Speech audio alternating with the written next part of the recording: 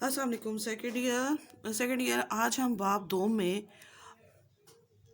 اسلامی جمہوریہ پاکستان کے ابتدائی مسائل کے بارے میں پڑھیں گے۔ اب پاکستان کے ابتدائی مسائل کے بارے میں پڑھتے ہیں۔ سب سے پہلے یہ کہتے ہیں نا کہ پاکستان جو ہے وہ 14 اگست 1947 کو قائد اعظم محمد علی جناح کی بے انتہا کوششوں کے بعد وجود میں آیا۔ اچھا، یہ چیز تو سارے جانتے ہیں کہ پاکستان جو تھا وہ 14 اگست 1947 کو بنا اور قائد اعظم کی بے انتہا اور ان کے ساتھ ان کے رفقائے کار جتنے بھی تھے ان کا عظیم قربانیوں کے بعد بنا۔ اب کہتے کہ جو پاکستان کا قیام ہے وہ 20ویں صدی کا عظیم کارنامہ ہے، یعنی پاکستان جو ہے وہ اس کا وجود میں آنا 20ویں صدی کا عظیم کارنامہ ہے۔ اب یہاں پہ یہ دیکھیں، نقشہ دیکھ رہے ہیں آپ، نقشے میں یہ آپ کو نظر آ رہی ہے ایک اسٹیٹ ہے جو اس کا نام ہے پاکستان۔ اب یہ جو اسٹیٹ ہے یہ نئی ریاست دنیا کے نقشے پر مسلمانوں کی سب سے بڑی مملکت تھی، اور یہ اسٹیٹ جو ہے یہ ملک حاصل کرنا برصغیر پاک و ہند کے مسلمانوں کی مسلسل کوششوں اور ان گنت قربانیوں کا ثمر تھا کہ اس ملک کی صورت میں وہ لوگ جو تھے ایک آزاد ملک میں اپنی زندگی گزار رہے تھے، آزاد ملک میں سانس لے رہے تھے۔ اور یہی نہیں تھا کہ پاکستان جو تھا وہ تو بن گیا، اب پاکستان کا جو بننا تھا اب اس کے بعد جو ہے مسلمانوں کے لیے کڑا امتحان تھا کہ اصل تو پاکستان تو بن گیا لیکن اس کے بعد جو آزمائشیں تھی وہ بھی ختم نہیں ہوئی، اب نئے امتحان کا آغاز ہو رہا تھا۔ اب ہندوستان کی جو غیر مسلم آبادی تھی اور آل انڈیا نیشنل کانگریس تھی وہ کسی صورت، اور انگریز جو تھے وہ کسی صورت نہیں چاہ رہے تھے کہ یہ ملک پاکستان جو ہے یہ بنے۔ وہ آخر وقت تک کوشش کرتے رہے کہ کسی نہ کسی طریقے سے پاکستان کو نہ بننے دیا جائے۔ اب جب 14 اگست 1947 کو پاکستان بن گیا تو بننے کے بعد اب دوسرا کام کیا کیا کہ جو کانگریس رہنما تھے اور جو لیڈر تھے، سارے کانگریس کے جو رہنما تھے اور انگریز لیڈر تھے، انہوں نے کیا کیا، سازشوں کے جال بننے شروع کر دیے، کیونکہ وہ جو تھے نا وہ صرف جو ہندو تھے وہ خانہ جنگی کے خوف سے کہ اگر ملک میں ہم لوگوں نے یہ چیز ابھی نہ مانی تو ملک میں خانہ جنگی شروع ہو جائے گی، تو پھر اس چیز کے خوف سے انہوں نے پاکستان کو بننے تو دیا، لیکن اب وہ چاہ رہے تھے کہ مسلمانوں کو ایسے مسائل میں الجھایا جائے کہ اور ان کے لیے اتنے زیادہ انبار کھڑا کیا جائے مسائل کا کہ وہ ایک تو اپنے پاؤں پہ کھڑے نہ ہو سکے، اور دوسرے نمبر پہ اگر وہ اپنے پاؤں پہ کھڑا نہ ہو سکے اور ان کے لیے اتنے ہم لوگ مسائل پیدا کر دیں کہ وہ لوگ جو ہے خود ہی چاہے کہ ہم دوبارہ سے پاکستان میں ہندوستان سیکنڈ ایئر تو یہ جو ہندوستانی لیڈر رہنما تھے، آل انڈیا کانگریس تھی یا انگریز لیڈر جتنے بھی تھے، وہ سارے چاہ رہے تھے کہ کسی نہ طریقے سے ایسا سسٹم کیا جائے، کوئی ایسے مسائل پیدا کیے جائیں کہ پاکستان جو ہے وہ دوبارہ سے خود ہی کہے کہ میں دوبارہ ہندوستان میں شامل ہونا چاہتا ہوں، یعنی یونائٹڈ انڈیا دوبارہ سے بنا دیا جائے۔ تو کچھ ایسے مسائل تھے جو بیٹا ہم لوگوں کو تو ورثے میں ملے تھے، لیکن کچھ ایسے مسائل تھے جو ہندوستان کے لوگوں نے ہمارے لیے بنا دیے، اور جو بنے ہوئے تھے انہیں مزید کمپلیکیٹڈ انہوں نے بنا دیا۔ اب بیٹا ان میں سے اب ہم کچھ چند کو ڈسکس کرتے ہیں۔ تو سب سے پہلے ہمارے پاس آ جاتا ہے جی ریڈ کلف ایوارڈ۔ ریڈ کلف ایوارڈ کو بیٹا ہم لوگ کہہ سکتے ہیں حد بندی کمیشن، کیونکہ موسٹ امپورٹنٹ یہ ٹاپک تھا ہمارے اس لیے کہ دیکھیے جب کوئی بھی ملک جو ہے تقسیم ہوتا ہے تو سب سے پہلے اس کی باؤنڈریز یعنی اس کی حدود کو کیا جاتا ہے کہ جی اس کی حدود کدھر سے کدھر تک ہوں گی۔ اب یہاں پہ تھا قانون آزادی ہند 1947۔ اب اس کے مطابق تقسیم کرنا تھا کس کس کو۔ ایک نمبر 1 پہ ہمارے پاس دو جو تھے، وہ ایک تھا ہمارے پاس بنگال اور دوسرا ہمارے پاس تھا پنجاب، کہ یہ دو وہ جگہ تھی جنہیں تقسیم کرنا ضروری تھا۔ ان کے لیے انہوں نے کیا کیا، 2 حد بندی کمیشن بنائے۔ 2 حد بندی کمیشن بنائے، ان میں سب سے پہلے تھا پنجاب حد بندی کمیشن، ٹھیک ہو گیا۔ دوسرے نمبر پہ تھا ہمارے پاس بنگال حد بندی کمیشن۔ اب جو پنجاب حد بندی کمیشن تھا ہمارے پاس، اس میں انہوں نے کہا کہ پنجاب حد بندی کمیشن میں 2 مسلمان نمائندے اور 2 ہندو نمائندے لیے جائیں گے، جبکہ بنگال کے لیے بھی اسی طرح سے تھا کہ 2 مسلمان نمائندے لیے جائیں گے اور 2 ہندو نمائندے لیے جائیں گے۔ اب یہ تو ہو گیا کہ 2 مسلمان نمائندے تھے اور 2 ہندو نمائندے انہوں نے کہا کہ ہم لوگ لیں گے۔ اب یہاں پر یہ چیز آ جاتی ہے کہ جو ہندو نمائندے انہوں نے لیے، ان میں مسلمان نمائندے اور ہندو نمائندے ہمارے پاس جو تھے وہ کون کون سے تھے۔ سب سے پہلے جو مسلمان نمائندے تھے پنجاب کے لیے جو ہمارے پاس مسلمان نمائندے تھے، ان میں ہمارے پاس سب سے پہلے تھے جی جسٹس محمد منیر اور جسٹس دین محمد۔ یہ تو آگے اچھا جو پنجاب کی طرف سے ہندو تھے، ان میں نے آپ کو بتایا جسٹس تیجا سنگھ، اور دوسرے نمبر پہ تھے جی مہر چند مہاجن۔ یہ تو ہو گئے پنجاب کے لیے۔ تو بنگال کے لیے جو تھے، ان میں ہمارے پاس تھے جی مسلمانوں میں ابو صالح محمد اکرم، اور دوسرے نمبر پہ تھے S.A. رحمان، جبکہ ہندوؤں کی طرف سے تھے C بسواس اور B.K. مکرجی۔ اچھا یہ تو آگے ہمارے پاس وہ جو مسلمانوں کے نمائندے تھے۔ اب ان کے لیے ایک تھا، ان کا جو یہ سارے تھے، ان کا ایک سپریم کمانڈر تھا۔ سپریم کمانڈر جو تھا وہ تھا جی سر سائرل ریڈ کلف۔ سر سائرل ریڈ کلف تھا، وہ بطور جو تھا وہ ان کا سپریم کمانڈر تھا۔ سر سائرل کا یہ تھا نا کہ وہ اختیار رکھتا تھا کہ اگر یہ جو نمائندے ہیں، چاہے وہ پنجاب کے ہیں یا بنگال کے ہیں، اگر ان میں سے کسی کے ساتھ درمیان جو ہے اختلاف رائے ہو جاتا ہے کسی بھی جگہ کے لیے، اگر اختلاف رائے ہو جاتا ہے تو اس صورت میں کیا ہوگا کہ وہ جو آخری فیصلہ ہے وہ سر سائرل ریڈ کلف کرے گا۔ یہاں پہ کرے گا کہ جب بھی کوئی اتفاق رائے نہیں ہو سکے گا تو وہ اپنا اختیار استعمال کرتے ہوئے وہ اپنا جو ہے وہ اس نے پھر اختیار استعمال گا، اور یہاں پر یہ چیز ہوتی ہے کہ اس نے اپنا اختیار استعمال کرتے ہوئے ریڈ کلف نے کیا کیا تھا، پاکستان کے خلاف فیصلہ صادر کیا۔ اب پاکستان کے خلاف اس نے فیصلہ صادر کر دیا۔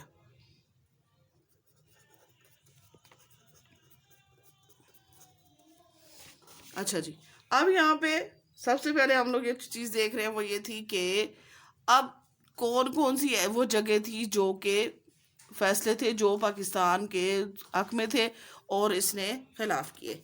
یہاں پر آپ دیکھیں بیٹا، یہ آپ کی کتاب کا ہی نقشہ ہے. کتاب یہ دیکھ رہی ہے. سب سے پہلے ہم لوگ یہاں بھی چیز دیکھ رہے ہیں کہ وہ علاقے جو ہندوستان کے پاس چلے گئے. تو یہ دیکھیں یہاں پر آپ کو پورا نظر آ رہا ہے. یہ بھارت ہے، یہ آپ کے پاس بنگلہ دیش ہے، یہ پاکستان ہے. بنگلہ دیش جو ابھی بنا ہوا ہے اس کو ہم لوگ کہتے ہیں نا مشرقی پاکستان. اس وقت یہ مشرقی پاکستان بنگال تھا، یہ ہمارے پاس مغربی پاکستان تھا. اب سب سے پہلے کہتے ہیں کہ جو ہمارے پاس جو چیز آئی تھی کہ اب اس کے لیے یہ تھا کہ جو علاقے ہمارے ساتھ لگ رہے تھے ان کو کس طریقے سے انہوں نے فیصلہ کرنا تھا کہ اب کون سے علاقے جو ہے وہ پاکستان کے ساتھ ہوں گے اور کون سے اس کے ساتھ ہندوستان کے ساتھ. اچھا، اب یہاں پہ کہہ رہے ہیں کہ ضلع گورداسپور جو تھا، یہ آپ کو نظر آ رہا ہوگا، یہ ضلع گورداسپور ہے. ضلع گورداسپور جو تھا وہ تھا مسلم اکثریت والا علاقہ. مسلم اکثریت والا علاقہ تھا، لیکن انہوں نے کیا کیا، اس کو بھی ہندوستان میں یعنی بھارت میں شامل کر دیا. اب اس کی ایک تحصیل تھی، یہ آپ کو نظر آ رہی ہوگی، پٹھان کوٹ. اب یہ جو پٹھان کوٹ تحصیل تھی وہ واحد گورداسپور کا جو پورا ضلع تھا اس کی یہ واحد وہ تحصیل تھی جو کہ ہندو اکثریت والی تھی اور جغرافیائی لحاظ سے بہت اہم تھی. اب دیکھیں جغرافیائی لحاظ سے یہ بھی چیز دیکھیں اب کیا اہم ہے کہ پٹھان کوٹ جو ہے وہ دیکھیں، یہ آپ کو نظر آ رہا ہوگا، کشمیر تک جانے کا راستہ پٹھان کوٹ سے ہو کے نکلتا ہے. جغرافیائی لحاظ سے اہم تھی اور مشرقی پنجاب میں اس کی شمولیت سے ہندوستان کو. اب یہ جو پٹھان کوٹ تھی، اب یہ ہمارے پاس جو پنجاب ہے یہ ہمارا مغربی پنجاب ہے. اب یہ والا جو پنجاب ہے یہ مشرقی پنجاب ہے. اب کہتے ہیں کہ مشرقی پنجاب میں یعنی اس کی شمولیت سے کیا ہوا، ہندوستان کو کشمیر جانے کا راستہ مل گیا. اور اگر دیکھا جائے تو ہم لوگ اگر سارے پورے کو دیکھتے ہیں تو یہاں پہ چیز ہمیں سامنے نظر آتی ہے کہ گورداسپور جو ہے وہ اگر ملتا تھا، یہ جتنے بھی علاقے تھے نا یہ سارے ڈسپیوٹیڈ ٹیریٹریز تھی، یہ جتنی بھی تھی یہ سارے اگر پاکستان مغربی پنجاب میں شامل ہو جاتی تو کشمیر جو تھا اس وقت ہمارا ہوتا. اور صرف ایک تحصیل کا بہانہ کر کے، صرف ایک یہ جو تحصیل تھی نا اس کو انہوں نے بیس بنا کر ہندوستان کے حوالے کر دیا اس کو بھی. اور اس طرح سے کیا کیا انہوں نے، پٹھان کوٹ کو بھی، گورداسپور کو، اور یہ امرتسر کا جو شہر تھا اس کو بھی ہندوستان میں شامل کر دیا گیا. اس کے ساتھ ساتھ ایک اور چیز یہ آپ کو نظر آ رہی ہوگی چھوٹی سی، یہ ہے بٹالہ کی تحصیل. بٹالہ کی جو تحصیل تھی اس کی 70% یعنی 70% جو آبادی تھی وہ مسلم تھی. تو مسلم ہونے کے علاوہ اور یہ پاکستان کے ساتھ یہ نظر آ رہا ہوگا آپ کو کہ جغرافیائی لحاظ سے بھی یہ پاکستان کے ساتھ جڑی ہوئی تھی. اور ضلع کی عیسائی آبادی اور مخصوص جو طبقے تھے، جو مسلمز کی 70% تھی، اس کے علاوہ جو 30% میں ہمارے پاس جو شیڈیول کاسٹ تھی اور جو باقی عیسائی تھے وہ سارے بھی چاہ رہے تھے کہ ہم پاکستان کے ساتھ شامل ہونا چاہیں. لیکن انہوں نے کیا کہ انگریزوں کے گٹھ جوڑ نے اس چیز کو نہ ہونے دیے. یعنی جو یہ جتنے بھی علاقے تھے، امرتسر سے گورداسپور تھی، بٹالہ کی تحصیل تھی، پٹھان کوٹ، یہ جتنے بھی علاقے تھے یہ سارے بھارت کے حوالے کر دیے. یعنی مغربی پنجاب کی بجائے انہوں نے اسے مشرقی پنجاب میں شامل کر دیا. اس کے علاوہ ہمارے پاس یہ 2 تحصیلیں آ جاتی ہیں، فیروز پورہ کی اور فاضلقہ کی بھی. تو یہ جو تحصیلیں تھیں جب ان کے بارے میں یہ بھی متنازع ہوئی تھی تو ان پہ جسٹس جو دین محمد اور جسٹس جو ہمارے پاس تھے دین محمد اور جسٹس محمد منیر، انہوں نے دونوں نے کہا کہ اس کے اوپر بھی بحث کرے. تو ریڈ کلف سے جب انہوں نے کہا کہ اس پہ بھی ڈسکشن ہونی چاہیے کہ آیا یہ دونوں جو تحصیلیں یہ پاکستان کے حصے میں آئیں گی یا پھر انڈیا میں آئیں گے، تو انہوں نے کہا کہ ان کے اوپر بحث کرنا فضول ہے. کیوں اس لیے فضول ہے کہ ان کا پہلے ہی فیصلہ ہو چکا ہے کہ یہ پاکستان میں ہوں گی. لیکن بعد میں کیا ہوا کہ جتنی بھی تحصیلیں تھیں یہ ساری کی ساری ہندوستان کے حوالے کر دی گئی. اب یہ جو جتنی بھی تحصیلیں تھیں، یہ سارا جتنے بھی علاقے تھے جو ڈسپیوٹیڈ ٹیریٹریز تھی، ان کو بعض اوقات بعد میں بھی جسٹس دین محمد اور جسٹس محمد منیر نے بھی اس کے بارے میں ڈسکشن کی. انہوں نے کہا کہ جب ہم لوگوں نے بات کی تھی تو انہوں نے کہا تھا کہ جسٹس جو ریڈ کلف تھے انہوں نے کہا تھا کہ ان کے اوپر جو آپ کے پاس تحصیلیں ہیں ان کے اوپر تو بات کرنی ہی فضول ہے، کیونکہ یہ آلریڈی ان کا علاق پاکستان کے ساتھ ہو چکا ہے اور یہ پاکستان میں ہی شامل ہوگی، اس چیز پہ کوئی بھی ڈسکشن کرنا میں ضروری نہیں سمجھتا۔ اب اس کے لیے کیا ہوا کہ پھر انہوں نے جب یہ سارے جتنے بھی علاقے تھے یہ سارے کے سارے پاکستان کے ساتھ جن کا علاق ہونا تھا مشرقی پاکستان میں، وہ مغربی پاکستان کے حوالے کر دیے گئے۔ اچھا جی، اب جب یہ مغربی پاکستان کے حوالے کر دیے گئے تو پھر انہوں نے کہا کیا کہ سر سائرن ریڈ کلف جو تھا اس نے کہا کہ میں ان پہ کوئی بات بھی نہیں کرنا چاہتا ہوں۔ تو ایک اور جو تقریر تھی انہوں نے اس میں بھی کہا کہ پاکستان کے حصے میں آ رہی ہے، اس لیے ضروری ہے کہ یہ معاملہ زیر بحث نہ لایا جائے۔ یعنی انہوں نے 22 اپریل 1960 کو جسٹس دین محمد اور محمد منیر نے کہا کہ ریڈ کلف نے ہمیں واضح طور پر کہہ دیا تھا کہ یہ جو تینوں تحصیلیں ہیں یعنی فیروز پورہ کی،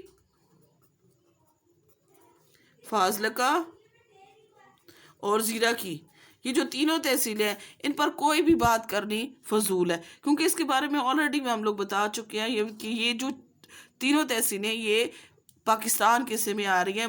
لیکن کیا ہوا کہ جو ریڈ کلف تھا، اچھا جی، ریڈ کلف جو تھا اس نے جو مسودہ جو تھا اس نے جو تھا مسودہ جو تھا 9 اگست کو ریڈ کلف نے یہ جو حد بندی کمیشن کا جو مسودہ تھا اس نے کیا کیا کہ 9 اگست کو ماؤنٹ بیٹن کے حوالے کر دیا۔ یعنی جو حد بندی کمیشن کا جو مسودہ تھا ریڈ کلف نے 9 اگست کو ماؤنٹ بیٹن کے حوالے کر دیا، اور جو غیر تبدیل شدہ مطلب یہ ہے کہ جس میں جو 9 اگست سے پہلے تھا 9 اگست سے جو پہلے تھا اس میں فیروز پورہ، فاضلکا اور زیرہ کی تحصیلیں مغربی پاکستان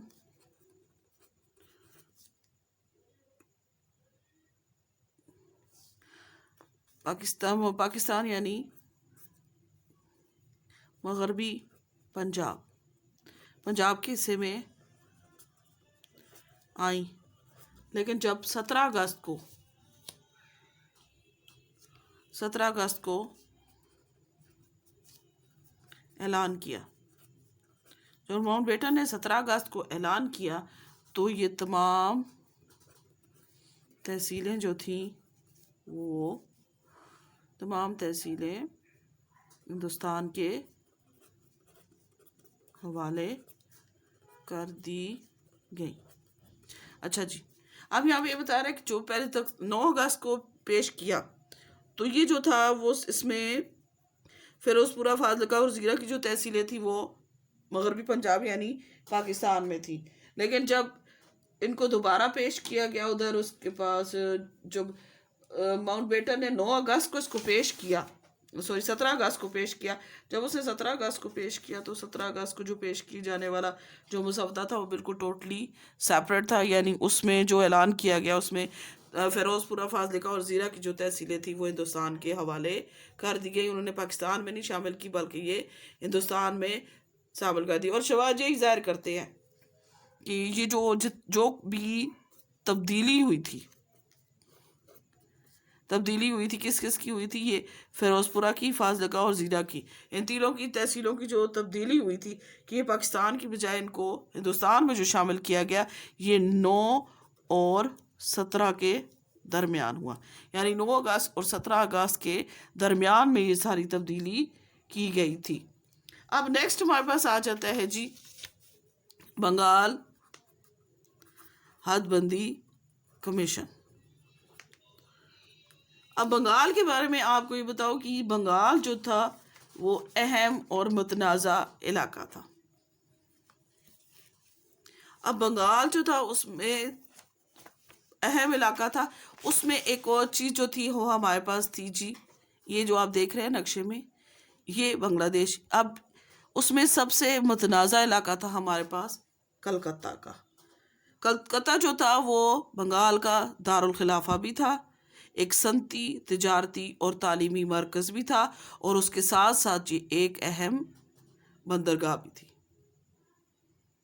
اور کلکتہ کے بارے میں بتاتے چلوں کہ اس میں مسلمان جو تھے وہ کل آبادی کا 1/4 تھے، یعنی 1/4 تھے. اور اس میں شیڈیول کاسٹ جو تھی وہ، اور عیسائی اور مسلمز سارے مل کر رہتے تھے. اور اس کے علاوہ یہ بھی تھا کہ جو شیڈیول کاسٹ تھی وہ جو تھی اور مسلمان جو تھے، ان کا سیاسی محاذ پر بھی مسلم لیگ کے ساتھ بہت زیادہ اتحاد تھا. یعنی یہ مسلم لیگ کو بہت زیادہ فیور کر رہے تھے اور مسلم لیگ کا ہی ساتھ دے رہے تھے. اور اس کے علاوہ یہ بھی تھا کہ جو شہری علاقے تھے، یعنی جو فلرش ایریا تھا، جتنے بھی شہری علاقے تھے ان میں مسلمانوں کی جو اکثریت تھی وہ زیادہ تھی.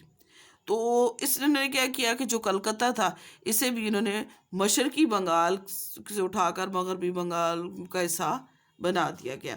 اب ایک اور چیز یہ تھی کہ اس کے علاوہ اور تھے جی، یہ مرشد آباد کا ایک تھا، اور اس کے ساتھ ساتھ ایک اس کا شہر تھا یہاں پہ نادیا کا، یہاں پہ تھا. یہ مرشد آباد اور نادیا کے شہر تھے، یہ بھی کافی رچ تھے. تو انہوں نے یہ کیا کہ مرشد آباد اور جو نادیا کے مسلم اکثریتی علاقے دونوں تھے، انہیں بھی انہوں نے بھارت کے اندر شامل کر دیا. اور یوں 15,500 کلومیٹر کا علاقہ، مربع کلومیٹر کا علاقہ جہاں جس میں 3.5 ملینز مسلمز رہتے تھے، وہ جو تھے ان کو بھی انہوں نے کیا کیا کہ ہندوستان میں شامل کر دیا گیا. اور کلکتہ کو، ان تین مرشد آباد اور نادیا کو، انہیں مشرقی بنگال سے نکال کر مغربی بنگال کے ساتھ لگا دیا گیا. اب جب مغربی بنگال کے ساتھ اسے لگا دیا تو پھر یہ جتنے بھی چیزیں تھیں، چاہے وہ کلکتہ تھا، نادیا تھا، مرشد آباد تھا، اگر ہم لوگ یہاں پہ بات کرتے فاضلہ، فیروز پورہ کی، امرتسر کی، گورداسپور، بٹالہ، پٹھان کوٹ، یعنی وہ علاقے جو پاکستان ہندوستان کے پاس چلے گئے تھے، جو ہمارا حصہ تھے، تو ان سب کے چلے جانے کی وجہ سے پاکستان کو ناقابل تلافی نقصان پہنچا. اب پاکستان کو بہت زیادہ نقصان اٹھانا پڑا. تو اس کے لیے پھر قائد اعظم نے 30 اکتوبر 1947 میں اپنے جو انہوں نے تقریر کی تھی، اس میں انہوں نے کہا تھا کہ ہم لوگ ایک بہت گہری اور سوچی سمجھی سازش کا شکار ہوئے ہیں، اور یہ ایک ایسی سازش ہے جس نے دیانت، بہادری اور عزت کے تمام اصول جو ہیں انہیں بالائے طاق رکھ دیا. یعنی جتنے بھی اصول ہیں ان سب کو اٹھا کے انہوں نے سائٹ پہ رکھ دیا، یعنی پس پش ڈال دیا ہے. اور ہمارے ساتھ انہوں نے اتنی گہری چال چلی ہے کہ جن کا ہم لوگ بیان نہیں کر سکتے کہ اس نے تمام ریکارڈ توڑ دیے. اس نے دیانت، بہادری اور عزت کے تمام جو اصول تھے انہیں توڑ دیا. اور یہ جو حد بندی کمیشن تھا، اس کی وجہ سے مسلمانوں کو بہت زیادہ نقصانات اٹھانے پڑے، اور اسی کو بیس بنا کر ہمیں بہت سے ایسے مسائل تھے جو مسائل جو ورثے میں ملے انہیں مزید کمپلیکیٹڈ کر دیا گیا، اور کچھ ایسے مسائل تھے جو حد بندی کمیشن کی وجہ سے پیدا ہوئے، جو ہم لوگ ابھی بعد میں 1 by 1 ڈسکس کریں گے. اوکے بچے، امید ہے آپ کو سمجھ آ گئی ہوگی. اللہ حافظ.